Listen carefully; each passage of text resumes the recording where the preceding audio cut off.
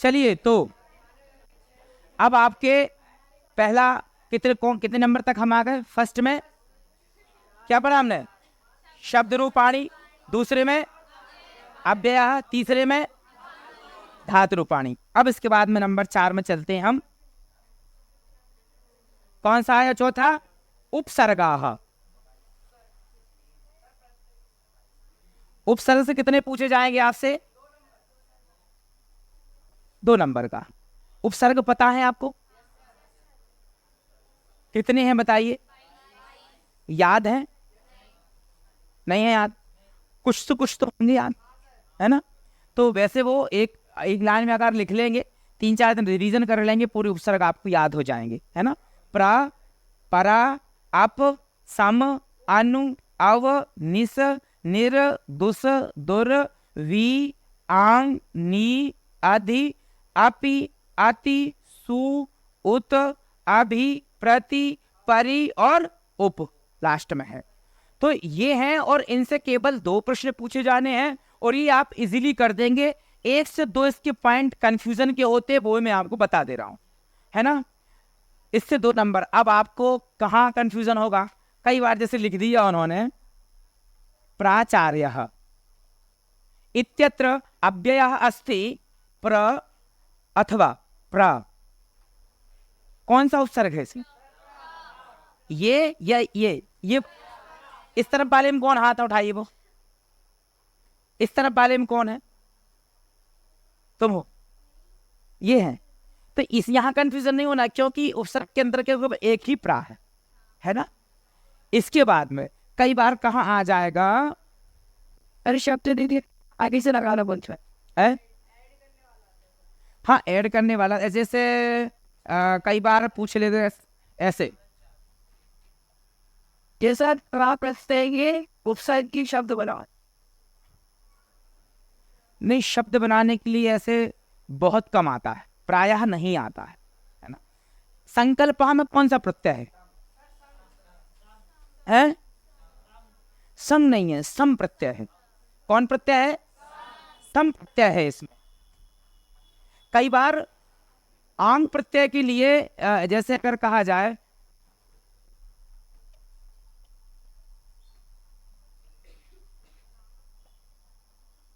कौन सा इसमें उपसर्ग है, बताइए। इस तरफ वाले में कौन सा? ये हाथ उठाइए। इस तरफ वाले में कौन था? ये रेडी। इस तरफ वाले में कौन है? और बीच के बाकी सब कहाँ है? किसी में हाथ नहीं उठाया। तो इसमें प्रत्यय कौन सा, उपसर्ग कौन सा है? आंग है। तो ये आंग होता है। कभी भी आ यदि लिखा है, यदि वहां सामने दिया जा रहा है, तो आंग ही उसमें होगा, है ना? तो आपको खासतौर से कई बार क्या है इसमें ऐसे लिख दिया अवगच्छति, और दे दिया यहां पर उपसर्ग कौन सा है? अव या गच्छति? अव। तो ये आप उपसर्ग को केवल रिवीजन करते रहिए, डेफिनेटली 2 नंबर आपके होंगे, इसको कोई मिटाने वाला नहीं है, यहां वहां नहीं होने वाले ये नंबर, ठीक है? उपसर्ग को केवल एक देख लेना है, अब कोई चीज है नहीं, ठीक है? या हो सकता है एक वाक्य दे दे, ऐसा भी किया जा सकता है। अच्छा नहीं, ये उपसर्ग का है, तो उपसर्ग ये इतने निर्धारित हैं, इनमें से उपसर्ग में से आपको 2 नंबर लेने हैं। अब आगे चलते हैं। तो ये उपसर्ग कितने नंबर के पूछे जाने हैं? 2 नंबर के। अब पॉइंट आया कौन सा? 5वां। इसमें से पूछे जाएगा क्या? संधया अर्थात संधि। कितने नंबर की होगी? केवल 3 संधियां पूछी जानी, है ना? जिसमें से आपको थोड़ा ध्यान देना है, खास तौर से दीर्घ संधि, गुण संधि,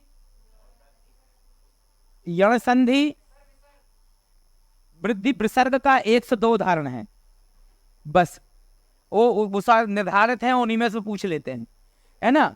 और आपको बस नॉलेज में होना चाहिए कि यहाँ कोई विसर्ग संधि भी होती है ना?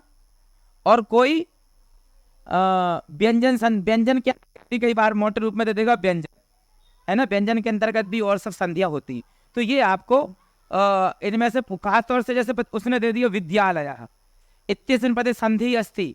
कौन संधि? देवालय, शिवालय, श्रीशः, दीर्घ संधि। Very good. तो ये आपको दीर्घ संधि का याद रखना है। ऐसे यण संधि बड़ी सरल है, जैसे यद्यपि, यदि प्लस अपि, है ना, यद्यपि। तो यण संधि में भी यह आपको समझ में आ जाएगा बीच में, है ना। या जैसे बद्ध्वादेशः, बद्ध्वादेशः, कोई बताएगा कौन संधि है?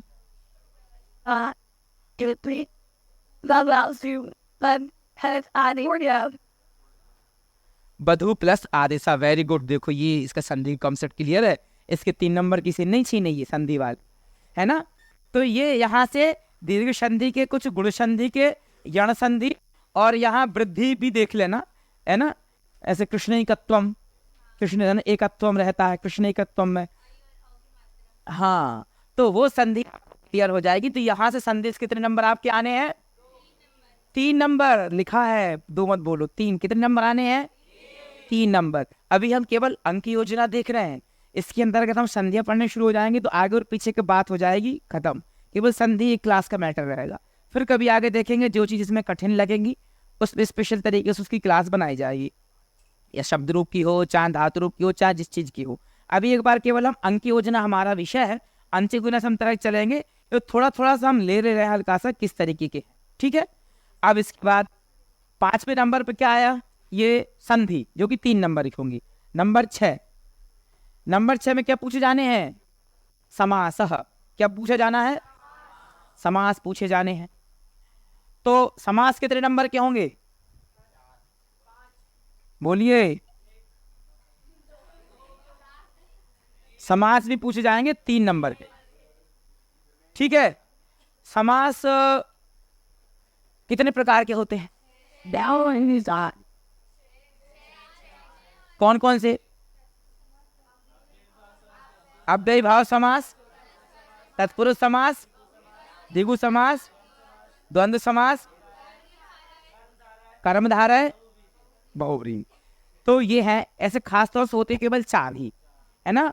अव्ययी भाव समास, तत्पुरुष समास, बहुव्रीहि समास और द्वंद्व समास। तत्पुरुष भेदः कर्मधारयः, कर्मधारय भेदो द्विगु। तत्पुरुष के ही दोनों भेद हैं, कर्मधारय और द्विगु। दोनों कहाँ से उत्पन्न हुए हैं? तत्पुरुष से ही हुए, है ना।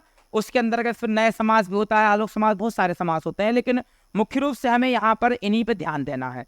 तो ये समास से 3 पूछे जाने हैं, और बहुत इनके फेमस कुछ कुछ शब्द हैं जो प्रायः पूछ लिए जाते हैं। 1 से 2 पे मैं बताता हूँ आपको। तो आपको ध्यान इसमें खास रूप से देना है। समास के अंतर्गत एक तो अव्ययी भाव समास हो गया, है ना।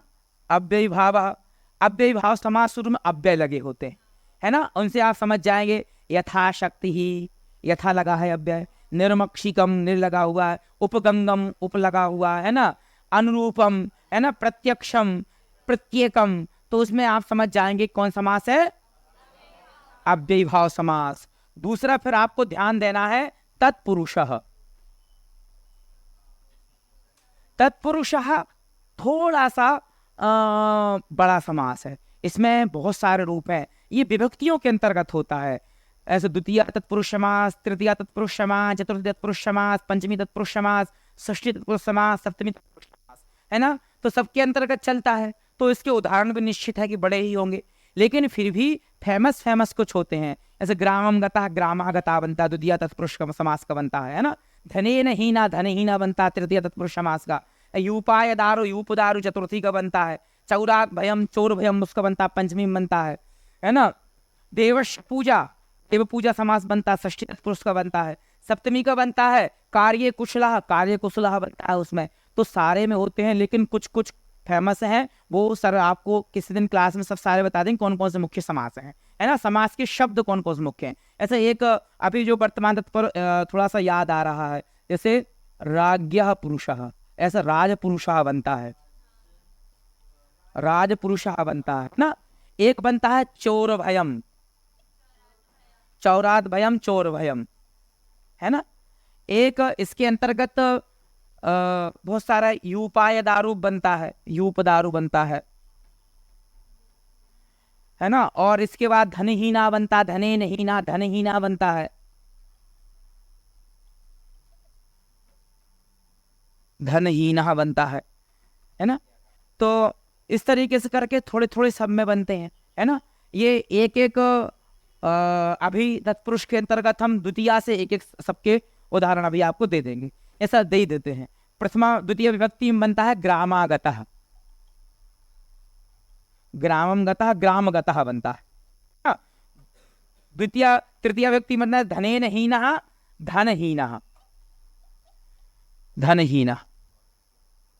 और इसके अंतर्गत एक दो और देख लोगे तो हो जाएगा। चतुर्थी में बन जाएगा, चतुर्थी में क्या, जैसे कि दानाय पात्रम, दान पात्रम, या यूपाय दारु, यूप दारु, कौन भी लिखते, दान पात्रम लिख सकते हैं आप, या ये यूप दारू लिख सकते हैं, यहाँ जो लिखवाया था, है ना, दान पात्रम।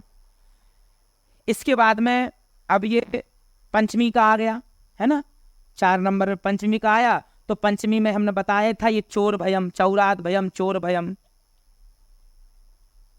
है ना। षष्ठी का उदाहरण यहाँ पर ऑलरेडी लिखा हुआ है, राज्ञा पुरुषा, राजपुरुषा। और राजपुरुषा के साथ साथ एक और यहाँ पे से देवस्य पूजा, देव पूजा भी ले सकते हैं, देव पूजा, है ना। ये हो गया आपका षष्ठी का, षष्ठी का उदाहरण है ना, षष्ठी का। और सप्तमी का है कार्यकुशलः,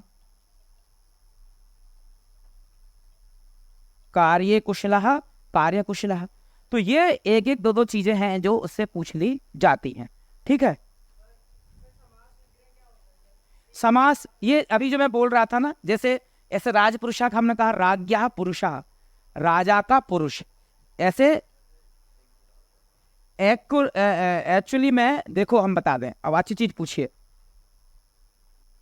समास का विग्रह क्या, समास का अर्थ क्या है। वैसे समास का अर्थ है दो पदों को मेल। ये संस्कृत में हम कहें संक्षेपीकरणम इति समासा, कोई चीज को संक्षेप में करना ही समास है। शब्द था माता च पिता च, इतना बड़ा था, हमने कर दिया पितरऊ, एक शब्द में हो गया, है ना। शब्द था देवस्य पूजा, देवस्य पूजा, और हमने इसको जब समास इसमें कर दिया, इसमें षष्ठी तत्पुरुष समास जब किया, है ना, षष्ठी तत्पुरुष समास जब हुआ तो हो गया देव पूजा। अब जो हम इतना लाइन लंबी लिख रहे थे, अब यहाँ 4 शब्द में काम हो गया। तो संक्षेप करना ही समास है। यह हो गया आपका विग्रह, और ये हो गया समासिक पद, ठीक है, यही होती है। उसी को हम संधि में कह देते हैं विच्छेद, इसमें कहते हैं विग्रह, अलग अलग चीज, बात वही है, ठीक है। अब आते इसके बाद में, कहाँ गए कपड़े सर,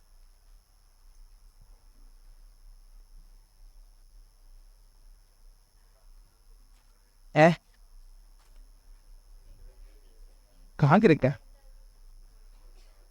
चलिए बोलिए।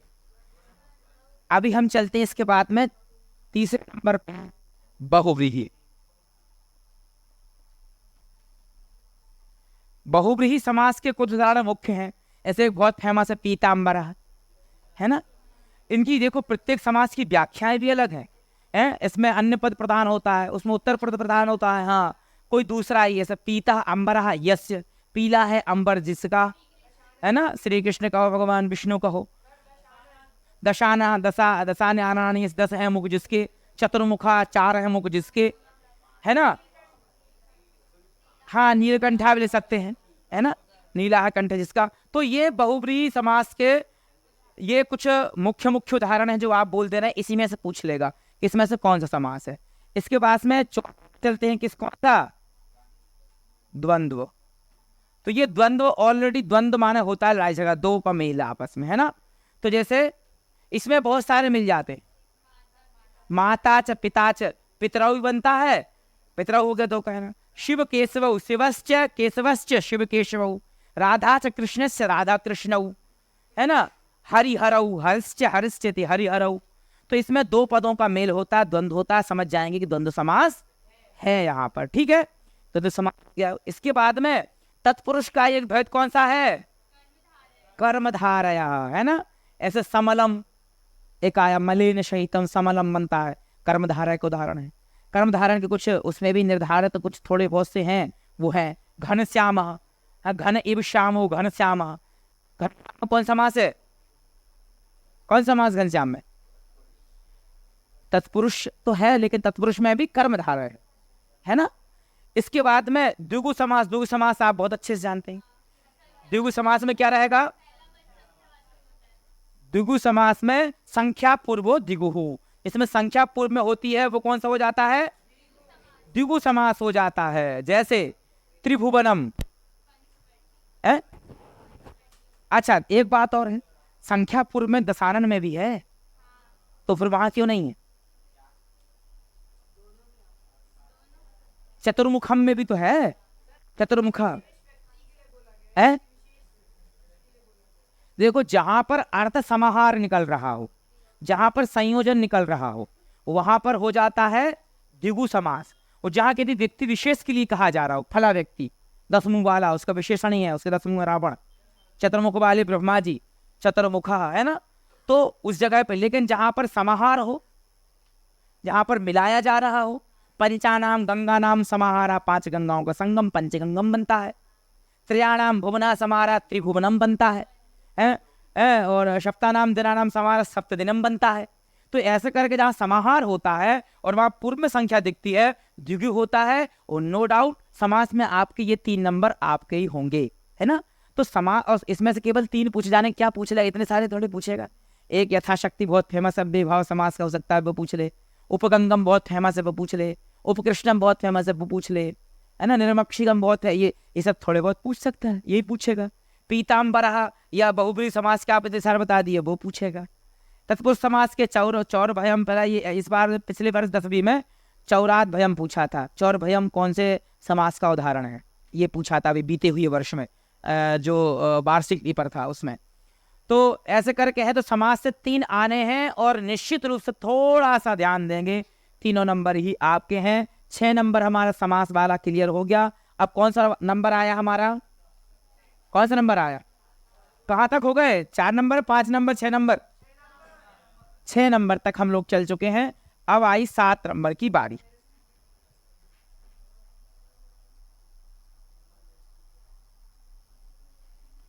सात नंबर पे हम लेते हैं कौन सा? प्रत्यय, है ना, प्रत्यय।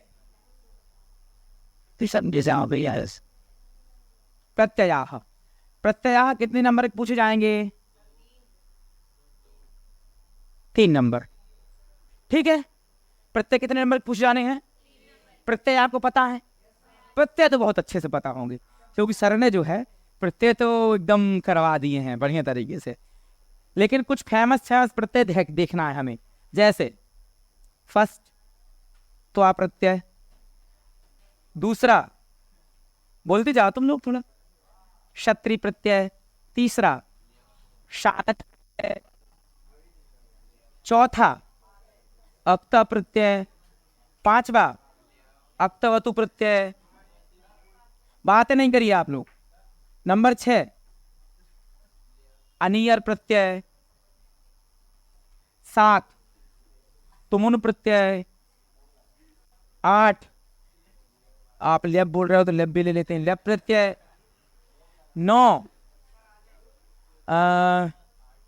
मतु प्रत्यय, और हाँ टाप ले लो,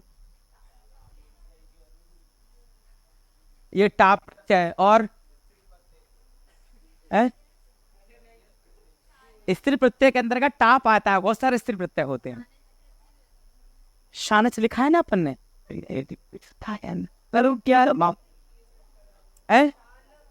क्या तरीके से चाहो सानच, ठीक है। तरफ तमप भी होते हैं, लेकिन वो आपसे पूछेंगे नहीं, निश्चिंत रहेंगे। तरफ होते हैं, तपप होते हैं, ठक होते हैं, डबल होते हैं, नेच होते हैं, बहुत सारे प्रत्यय हैं।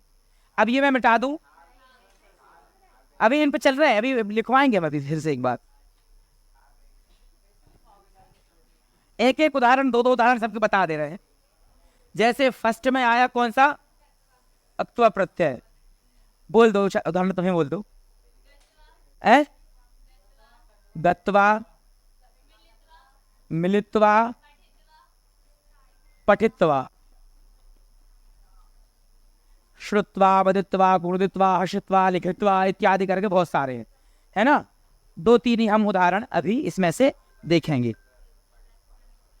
ये बोल दीजिएगा कि हमारे पास में आ रहा है थोड़ी देर से। तो अब इसके बाद में ये हो गए आपके प्रत्यय, ये अक्ता प्रत्यय। दूसरा हम कौन सा ले लेते हैं? क्षत्रिय प्रत्यय, है ना। क्षत्रिय प्रत्यय के अंदर कैसे चलते रूप?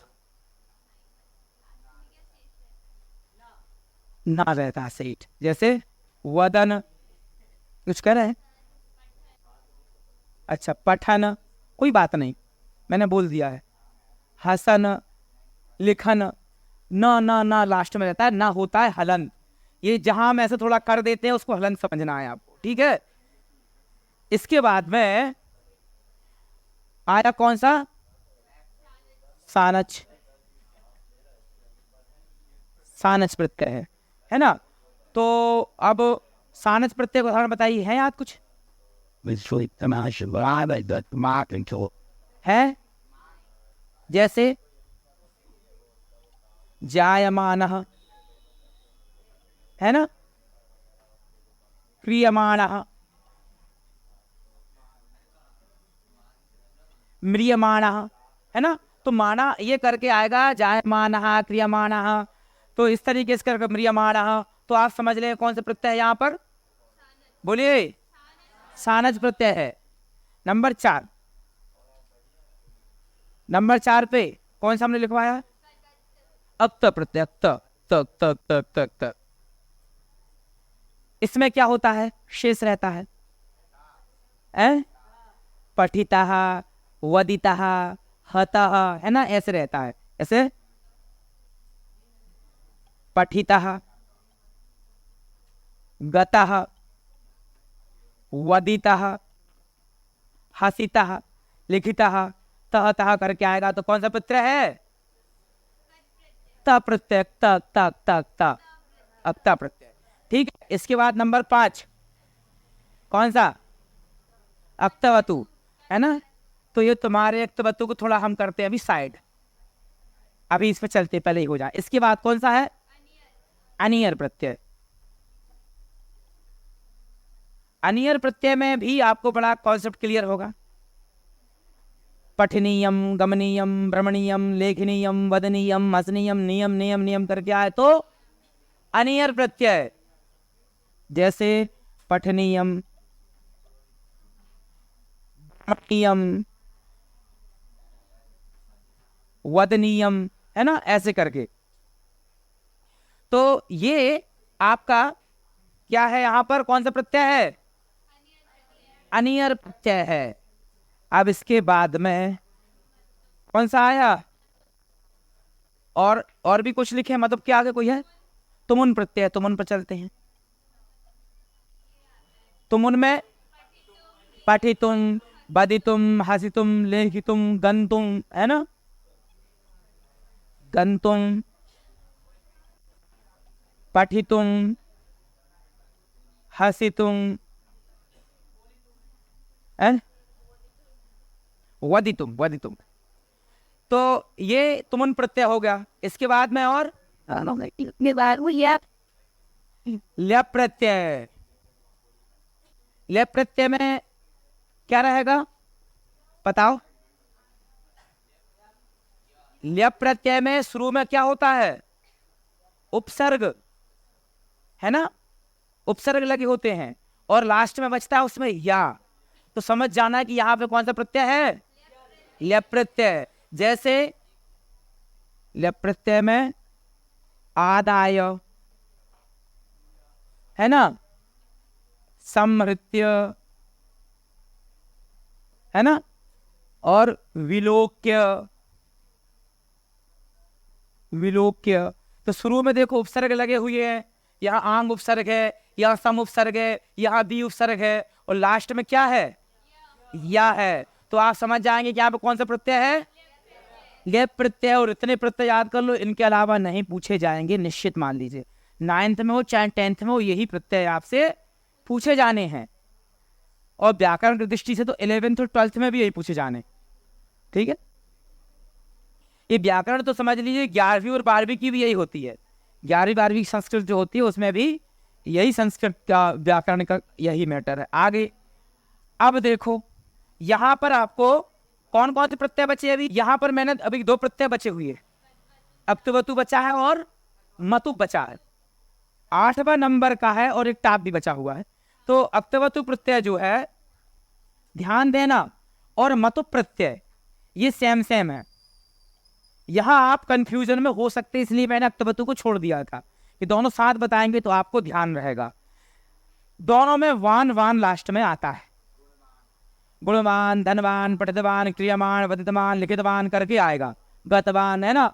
लेकिन आपको ध्यान ये देना, जैसे कि धनवान है, कौन सा प्रत्यय है? पठितवान है, कौन सा प्रत्यय है? श्रीमान है, कौन सा प्रत्यय है? तो यही बस आपको ध्यान से समझना है कि जहां क्रिया के साथ में वान आए तो मान लेना है कि वहां अक्तवतु प्रत्यय है। जब क्या हो, वहां पर क्रिया हो, कुछ क्रिया हो रही हो, तो वहां पर कौन सा प्रत्यय होगा?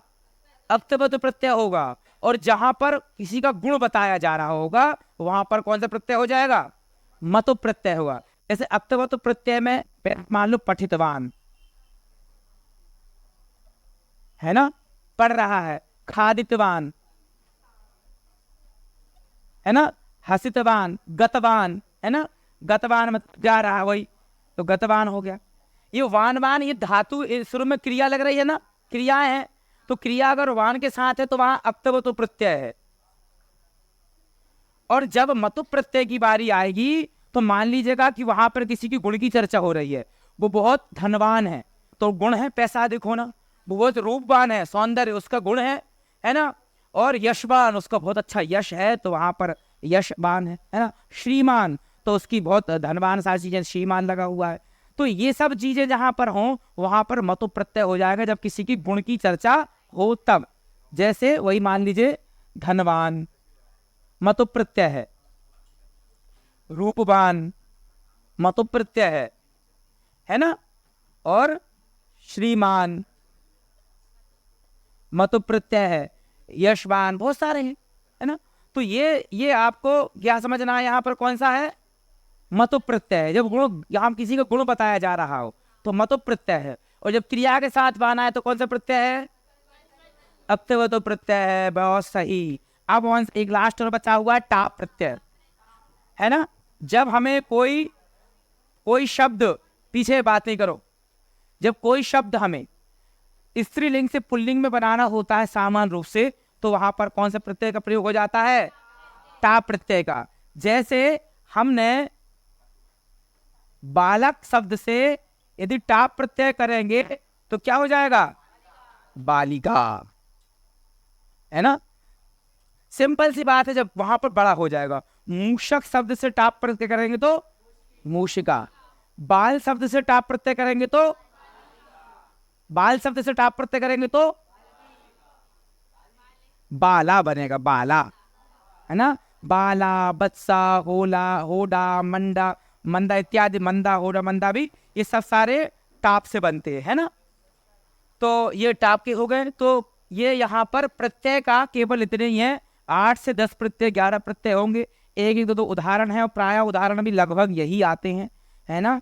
तो इन्हीं क्रियाओं संबंधित होते हैं। तो ये इससे संबंधित कितने प्रश्न आपसे पूछे जाने हैं? 3 प्रत्यय, ठीक है। तो 3 प्रत्यय का ये आपका क्लियर हो जाएगा।